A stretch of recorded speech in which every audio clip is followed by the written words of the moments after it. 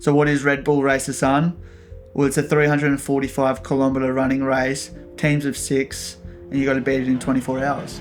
Are you feeling like when I'm racing?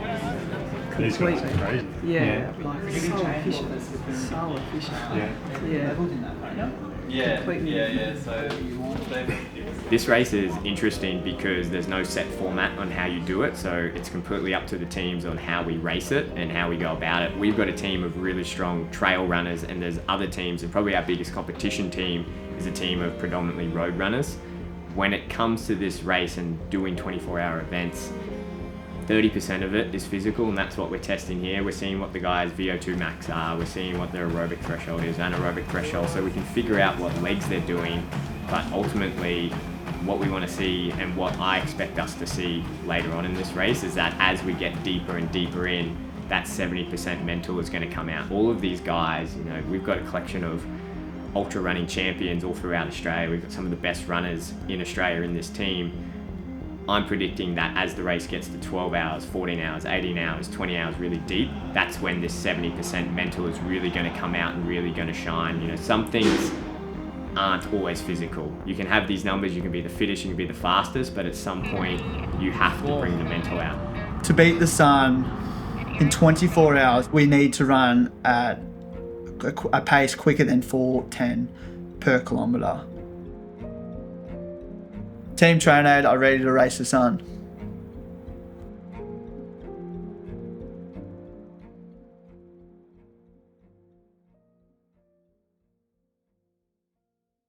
I saw this race, Red Bull Race the Sun, last year when Lucy Bartholomew actually put a lot of it on her social media, so was pretty intrigued by it and just thought this would be an awesome event to get into, and just popped up on my Instagram feed probably about 2 months ago. I approached Geordie that we should put a Trainade team in, use some of the athletes that we've got.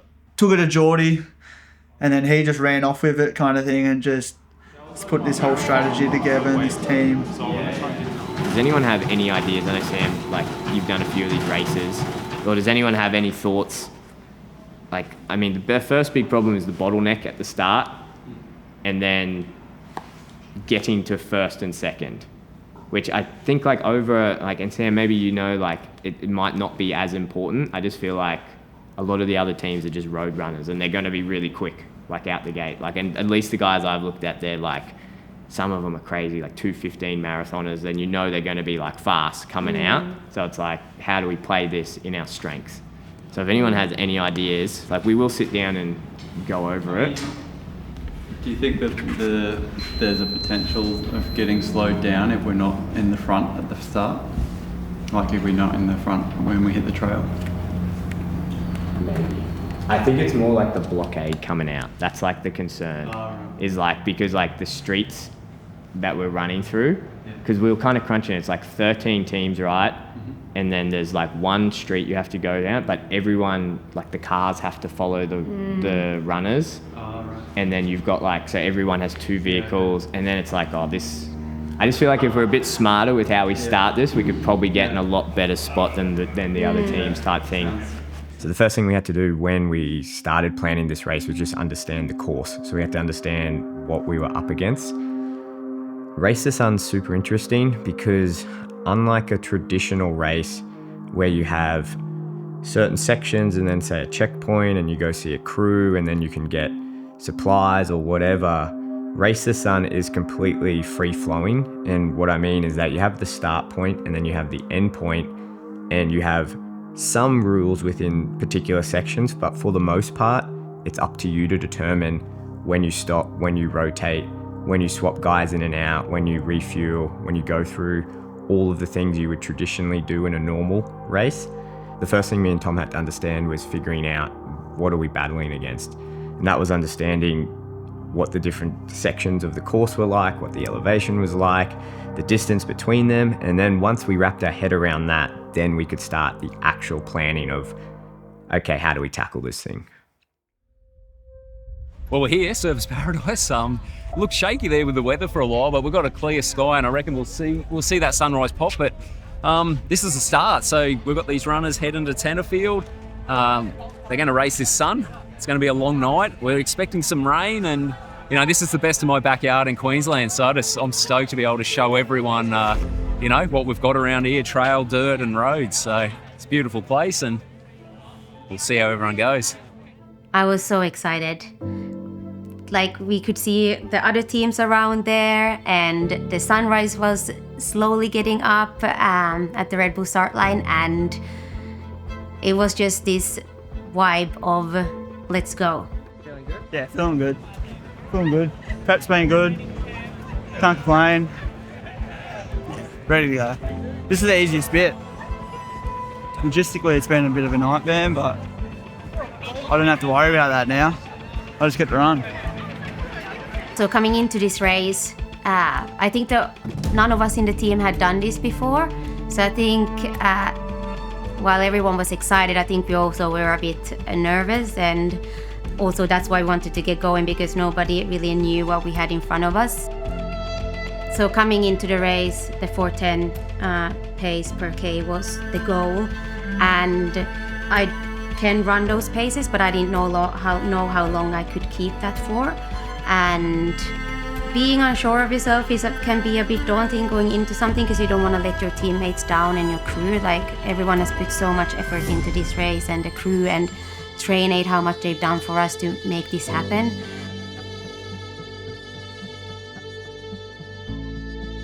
What it comes down to, you just need to trust yourself, and as long as you do your best, you will be fine, and people will be supporting you and cheering for you. And as a team, I knew we could do it.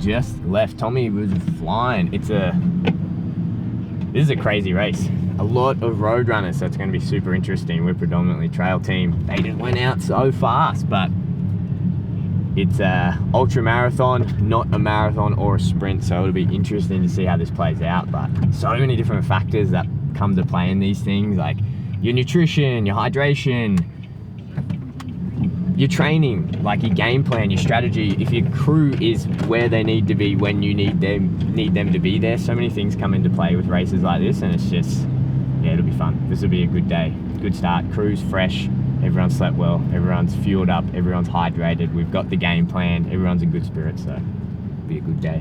When did we start racing? 30 minutes ago, and someone's already cooked themselves, so hopefully we're in a good spot.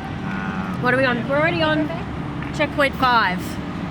So I think all the other teams are pretty similar to what we're doing. I think we should be good. Spirits are high. Coffee's flowing. We weren't just going in this to beat the sun and run the 4-minute 10s that was required just to beat the sun. We wanted to win this thing.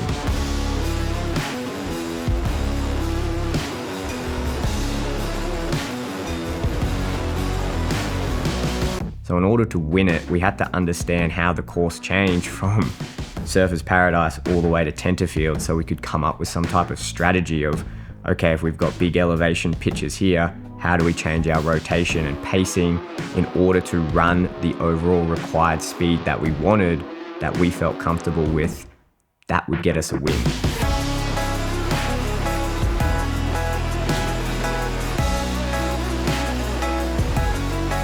Coming up to 2 hours into the race, so it's 8:18 a.m. So this is the big climb of the second section. So this climb comes all the way up to when we get to the trail where Cecilia and Sam will be going.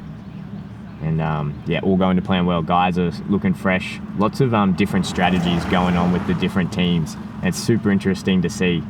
But you know, you got guys doing longer lengths, you got guys doing really short lengths, and then you got guys who are keeping half their team resting while the other half work. So it'll be very, very interesting to see how this plays out in the later hours. But right now we're just making sure these guys are fueled, they're hydrated, and we're good to go every time they get out of the car to run.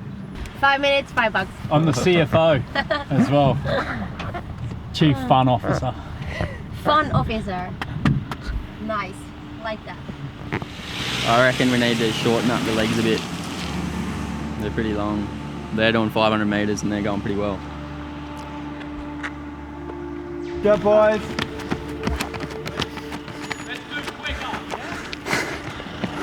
So obviously we had a plan for how long we were gonna run for, and that flew out the window pretty quickly.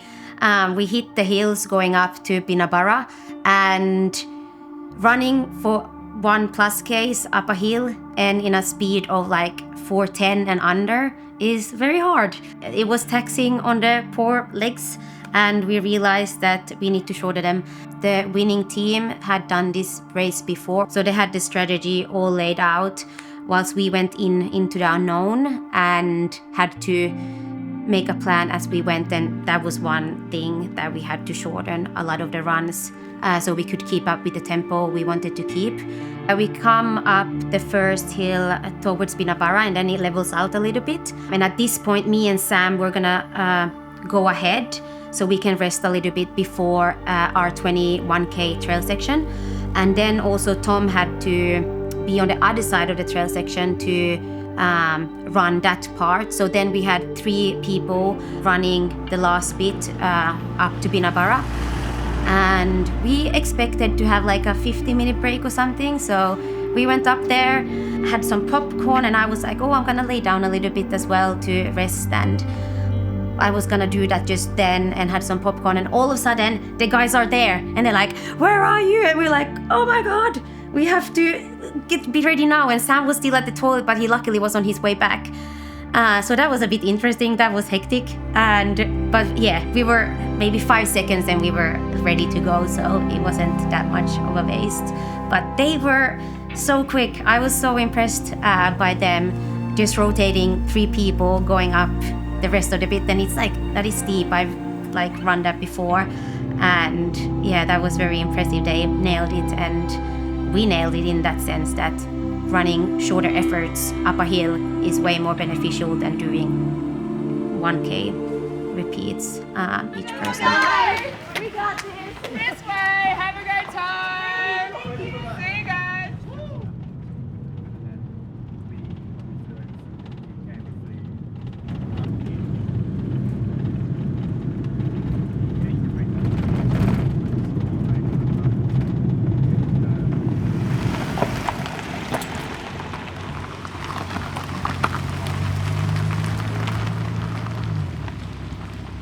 Yeah, we were waiting down the bottom of Duck Creek, which is the bottom of the trail section where Tom would finish, and then we'd get back on the road and start, I guess, the last long part, which would be a very, very long part. But we were sitting there, and I remember thinking, what's going on with these guys? Because the tracker was saying that we were in second last, and I was thinking, how's that possible where we've got 2 of the best ultra runners in Australia and then one of the best downhill runners all going against a bunch of road runners? So I was a bit confused, and to be fair, a little nervous because that wasn't the game plan. And we were waiting there for about an hour with another team, and I remember it was very quiet, sitting around, and we just hear this commotion coming down. Man, he needs to stretch his legs. Tom, he's swapping in.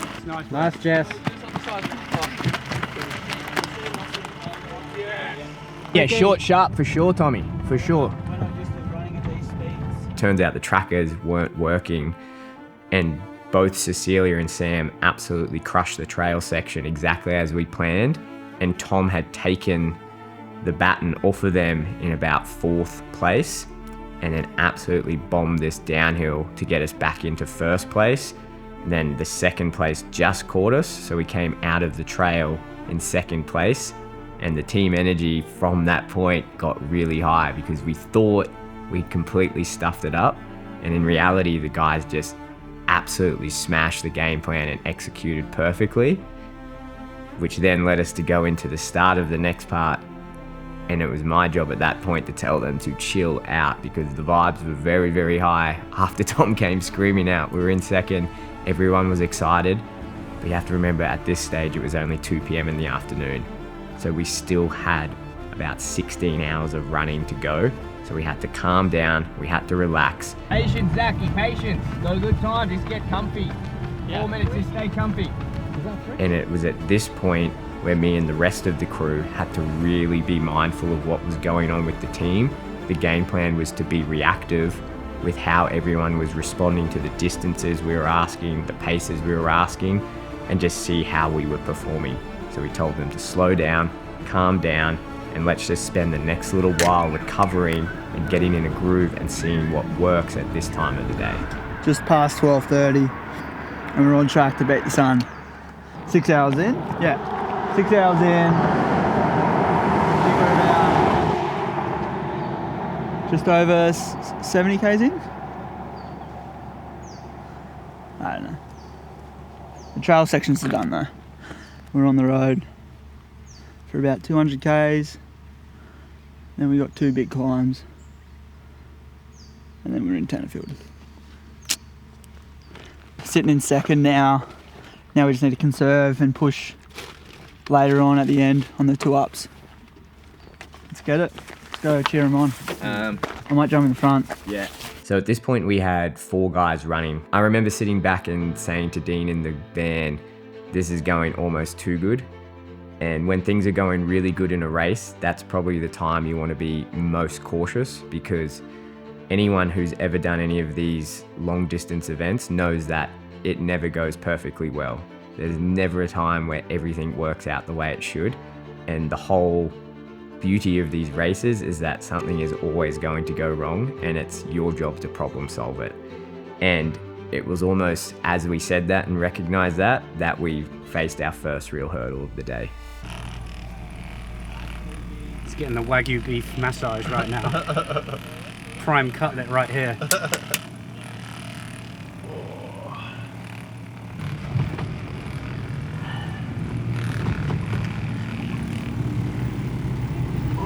Yeah, the first real problem that we had was when the car that was carrying Sam and Cecilia finally caught the main crew, the main 4 that were rotating. And because they had had 90 minutes or so rest, the plan was just to integrate them back in to then take some pressure off of those 4 guys and give them more rest time between the overall rotation. However, that is not what happened, and it became really obvious that we had a big problem with Sam, in that his hip was really seizing up on him and he was struggling to move. And that's a consequence of him and Cecilia going out and really hammering this trail section, really putting a lot of stress through their joints and their muscles, and then getting in the car and sitting down for an hour and a half in a seated position and then cooling down. Sam had also just run the UTA 100K, and anyone who's an ultra runner knows that course is pretty brutal. There's a lot of stairs and it's tough on your hips and quads. So Sam was carrying in that fatigue from that race, plus battling with the fatigue of just blasting through this trail section and then having to cool down and sit there. So effectively, we had to put Sam in the van to allow this hip to settle down, and it meant he was out for the foreseeable future. And now we have 5 runners instead of 6. We got 14 hours still, so, and we're in a good spot. Like, we come alive when the sun goes down type thing. So we've just got to be competitive up until the sun goes down. I think legit though, Sam, I think you should get around everyone, because if you swirl in your own head in that thing. Oh yeah. Back. Nice. Jump free. Yeah, Nice work, go. Nice work.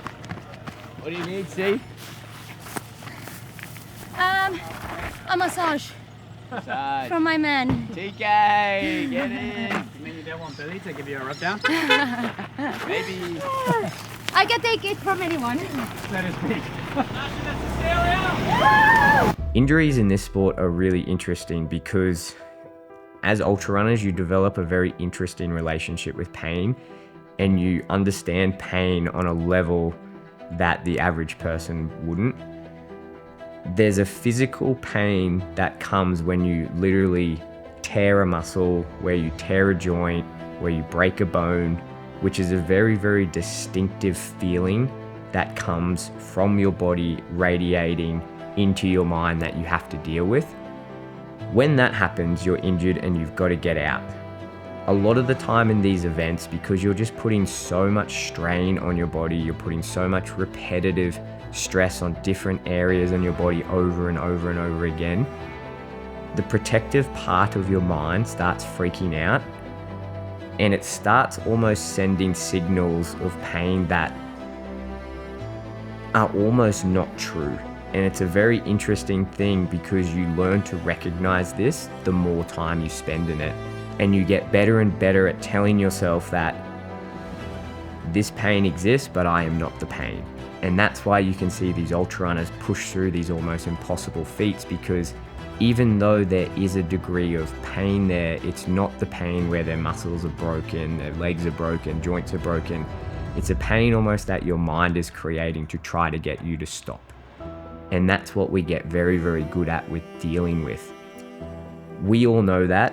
And once we looked at Sam and assessed Sam, we knew that his body hadn't broken. We just knew that he was coping with this mental pain.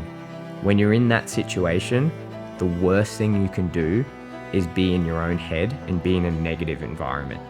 And what was happening with Sam is that he was in the back of the van, stewing in his own mind, and he was making it worse and making the problem bigger and bigger the more he thought about it.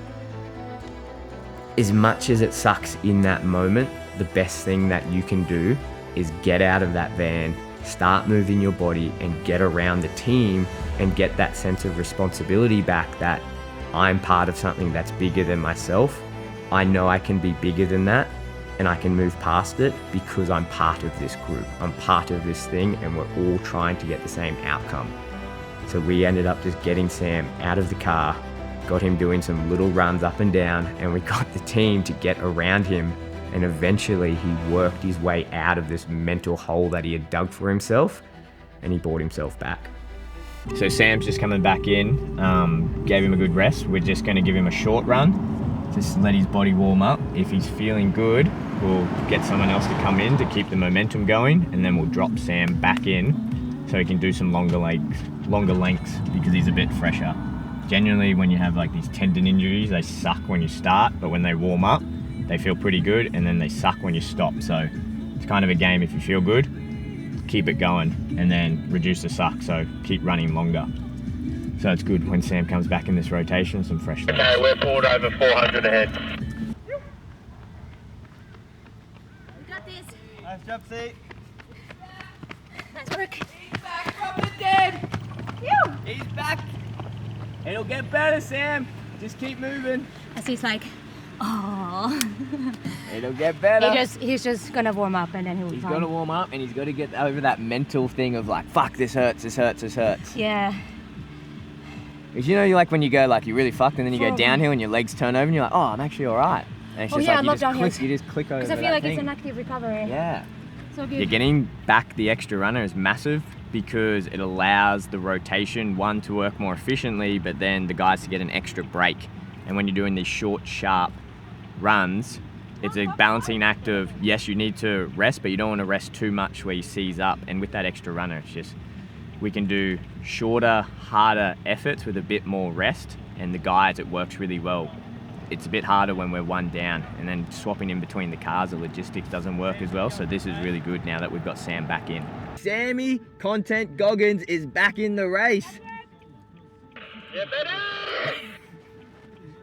It was good to give the tracker to Sam. It was nice to see him back in the team, because having one less person also means less recovery time for us runners. And also with the cars, how we were overlapping with the cars and having people jump in and out of cars, having one person short in that made it a bit more difficult. So it was really good for the team to have him back and get a bit more recovery and know that everyone is good to go, because we were not at this stage, we were not even halfway either. So it was a good lift for us. to have a personal massage therapist on the road. Just go with your steady pace. My own made term for Tom. Oh yeah, all right, time to go. You got this. Yep. Nice work, Zach. Oh my God.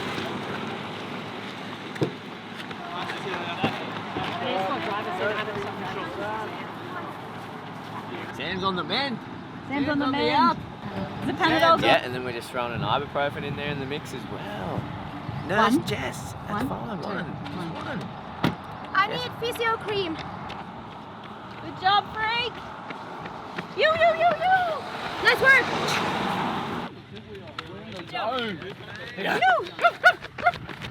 So it was good having Sam back in the team, and from there on we were rolling really good for the next couple of hours. But again, this is ultra running and you never know what can happen. Checked your pee colour. I've just done the biggest wee. And it's good colour. Yeah, Nice. clear as. I wouldn't read too much into it then, if that's it. It could just be your body's just a little bit off today. You just need a... Can you have a little salt for me too? Your salt? Yeah. Gently. That's a good idea. Do you want me to grab it? You got it? It's in the sink. How much fluid have you had? I feel like I've had a lot. Yeah, okay, let's have a bit of salt. But I've been having like electrolytes. You don't have a headache, eh? Right, Mr. Nutrition Dietitian. That's why we got the shakes.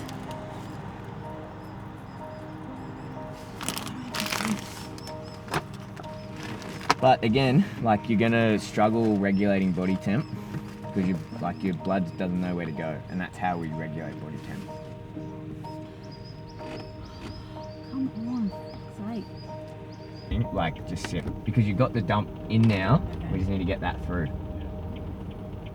It's just like now it's getting it through. This is when it sucks. It's like pick your poison. Do you want fuck legs or you want a fuck gut?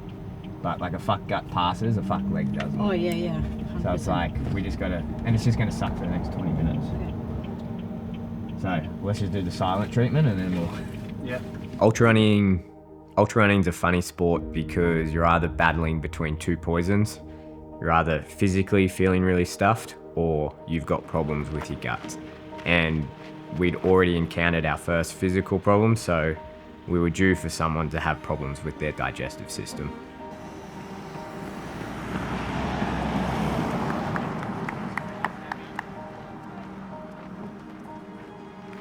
Looking good.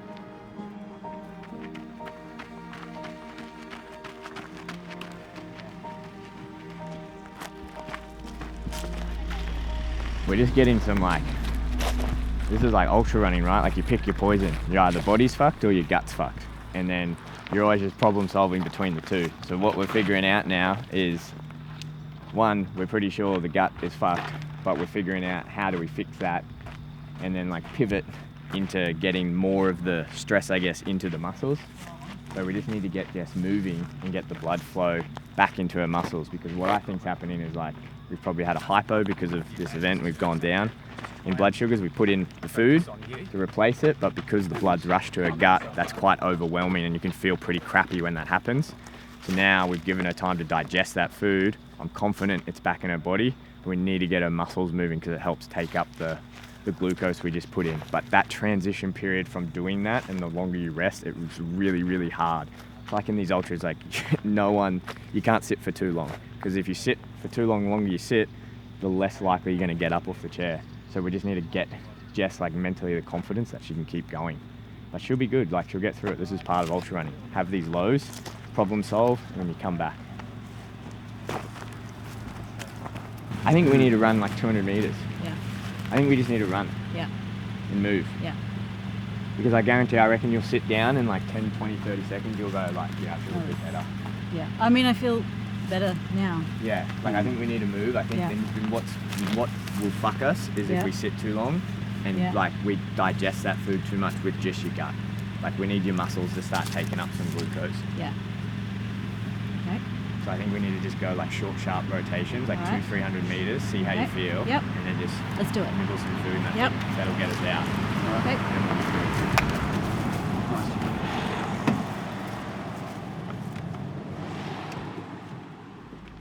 I got this. Come. I got this.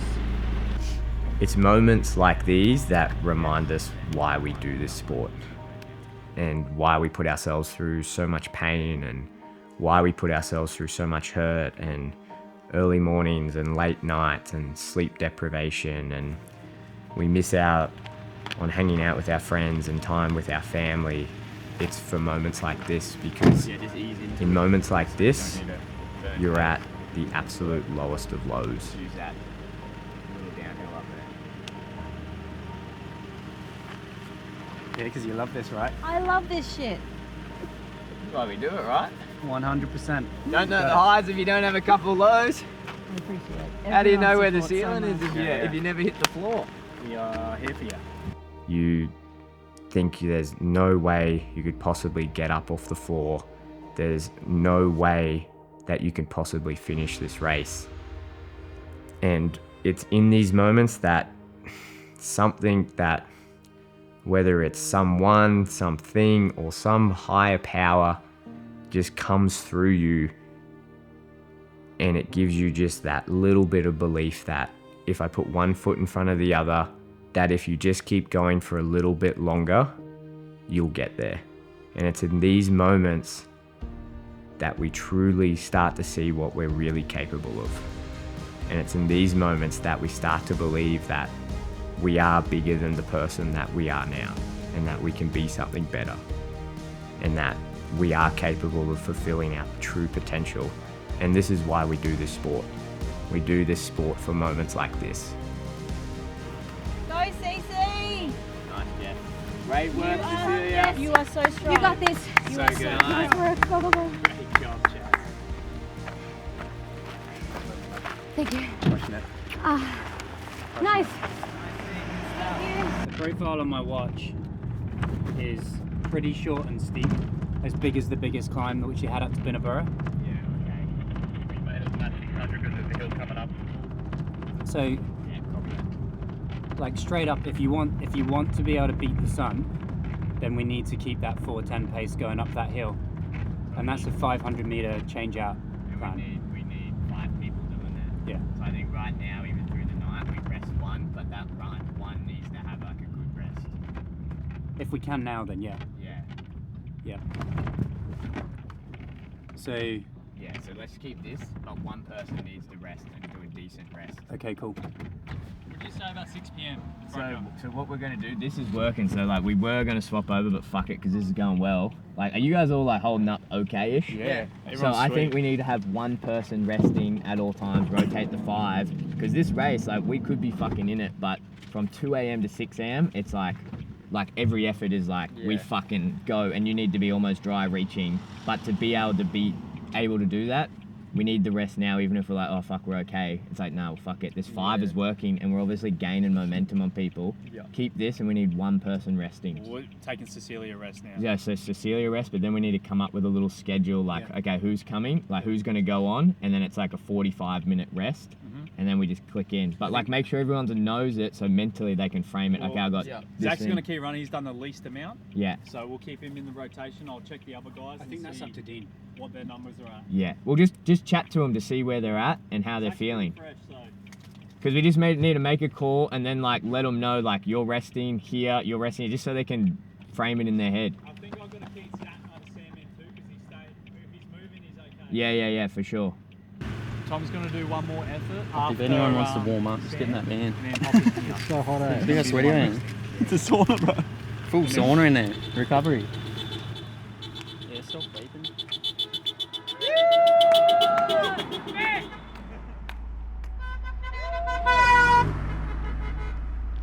We knew as the sun was going down that we had the advantage from there on, and there was more hills as well coming, and the team was ready for what was ahead. Your pace, Greyhound, your pace. We're buddy racing, hip and hip with, I don't know who it is, but we're hip and hip with them. When it's dark around you, you feel like you're in a bubble. You can't see as much. And for my part, I think I run faster in the dark. Everything just swooshes by so much faster for some reason. And it just gives you more energy And also, I think for the whole team, we love when it gets a bit hard. It drives us forward and also, again, brings the best out of us. And we just had that advantage, I think.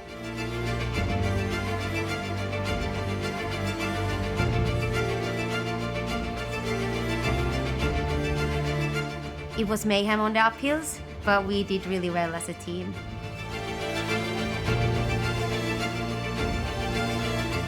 On this particular uphill, we were a few teams mixed with each other, and it was windy, foggy, rainy. You could not see a lot. And the road is narrow, so there was like cars passing really close. We had open doors, people jumping in and out.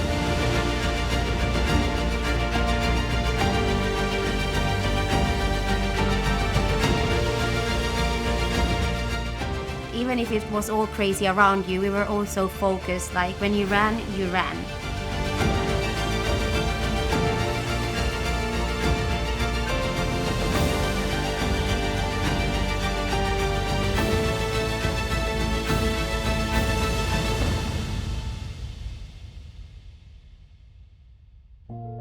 That was probably one of the most chaotic parts of the course. It was dark, it was cold, it was foggy. You couldn't see more than a few meters in front of you.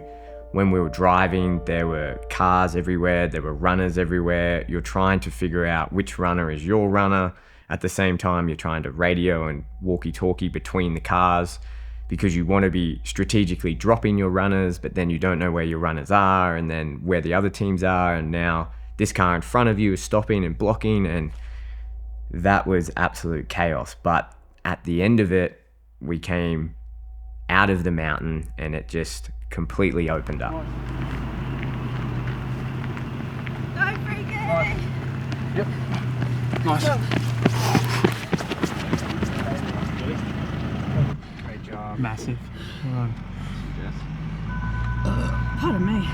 Get that on film. I got that.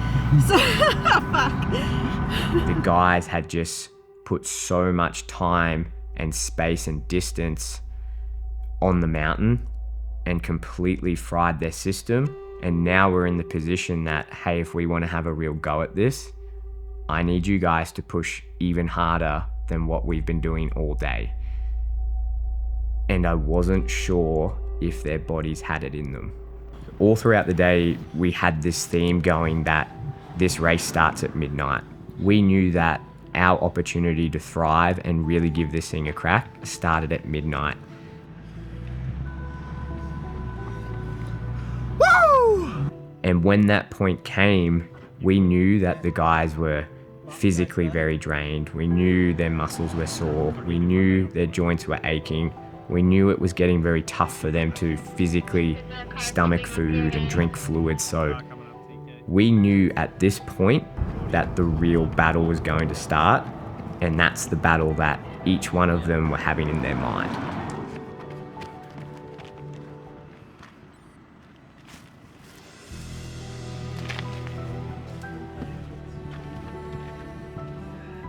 Can I keep going? Can I get out of this car and can I run as hard as I can for 100 meters up the road, get back in this car and keep doing that every single time for the next 6 hours?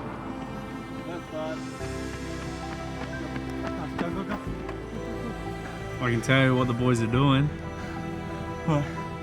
2 a.m.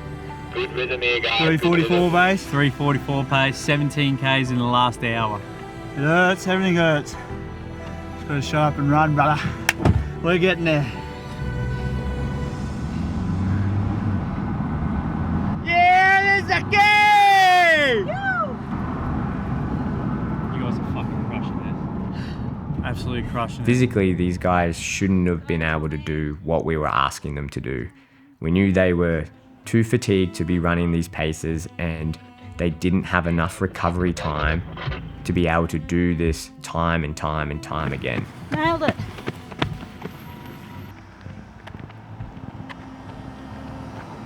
Here you go, Buzz. Get it done! But this is what we love about this sport, because it shows us that the things that we think are our limitations are just created by our mind. And until you go to the edge of your limits, you'll never really know what you're truly capable of. 15 minutes to go if we keep this pace up. Yeah, we can keep it. I know for a fact when we started this race that every single person on the team had doubts of whether or not they could physically complete the race in the time that we were asking them to do it. Bloody impossible. Impossible. We've done it by an hour. The light bulb switched and they all realized that not only can we beat the sun, but we can do something that we thought was impossible.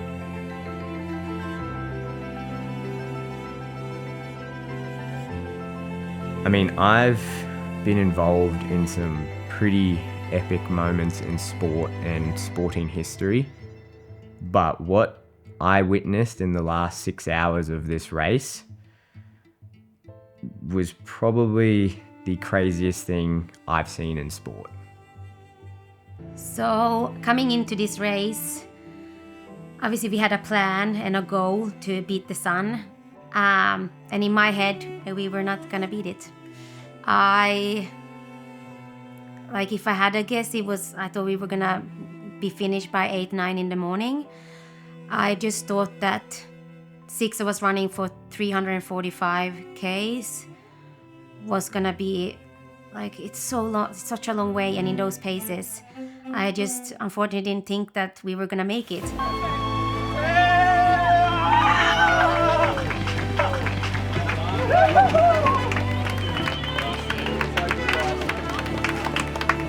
I can't believe we did it!